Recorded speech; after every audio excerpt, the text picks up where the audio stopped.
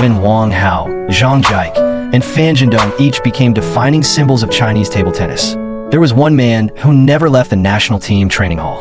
He witnessed the rise of 3 different generations of superstars, yet never lived to see an era that truly belonged to him. His teammates jokingly called him Senior Sister.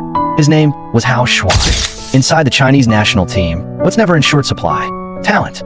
Champion. But there's another kind of player, one who often stands outside the spotlight. The sparring partner. Hao Shuai was one of them.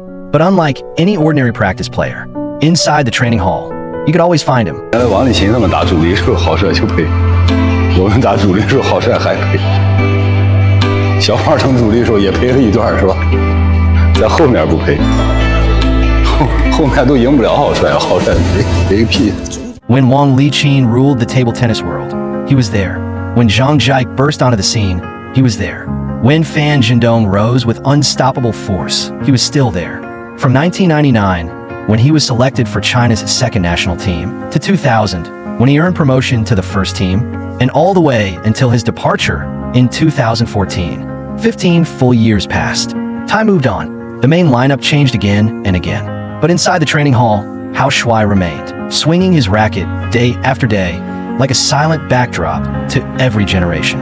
The nickname Senior Sister sounded strange at first, but the more you thought about it, the more it fit. He helped Wang Liqin sharpen his heavy rally game. He drilled Zhang Jike's ruthless backhand. He matched Fan Zhendong shot for shot, testing raw speed and explosive power. The technical DNA and tactical secrets of 3 different eras. He may have understood them even better than the stars themselves. Yet this man, known inside the team as a walking tactics library, rarely appeared on the singles roster at major international events. It wasn't because he lacked results. On the ITTF World Tour, he delivered again and again. Champion at the 2007 Croatia Open, winner of the 2008 China Open, with multiple quarterfinal and even semi-final runs at the World Championships. But those flashes of brilliance never truly lit the path toward a permanent spot among China's core players. In 2010, at the World Team Championships in Moscow, he captured gold with the national squad, becoming the 101st world champion in the history of Chinese men's table tennis. For most athletes, that title would define an entire career. But inside a program where world champions are almost routine, the honor didn't make him unforgettable, and it couldn't change his fate as an elite sparring partner. Years later, when asked about opportunity during a live stream, Hao Shuai gave an answer that lingered long after the broadcast ended. 浪费机会，有的人会受到惩罚，有的人他一直会有机会，这个因人而异，肯定有问题命了。 That seemingly casual sentence may find its real meaning in an old incident from years past. The moment people still talk about today, the slap incident of 2007. At the time, the national team was having an internal team dinner. The atmosphere was relaxed, almost carefree. Hao Shuai was focused on a phone call. Head coach Liu Guoyang called out to him. But with the room so noisy, he likely didn't hear it. Teammate Chen Qi shouted a reminder. Coach Liu's calling you. Almost by reflex, Hao Shuai replied toward the voice. Stop talking. 3 simple words. And in an instant, the temperature in the room changed.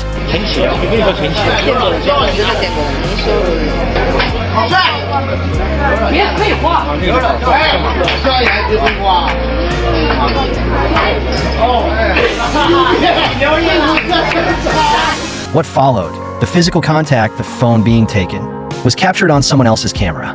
The video later spread online, subject to all kinds of interpretations.